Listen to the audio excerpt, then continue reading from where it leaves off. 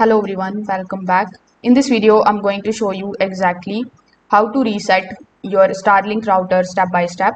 So whether your Wi-Fi is not working, the router is acting strange, or you forgot your network settings, the simple guide can help you reset the router and get your Starlink connection working again.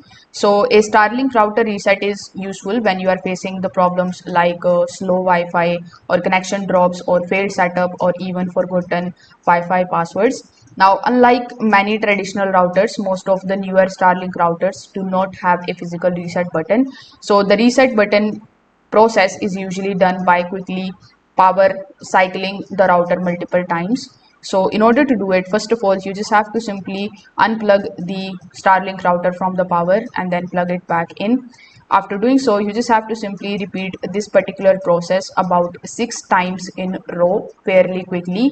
On your Starlink routers, this particular thing triggers the factory reset process automatically.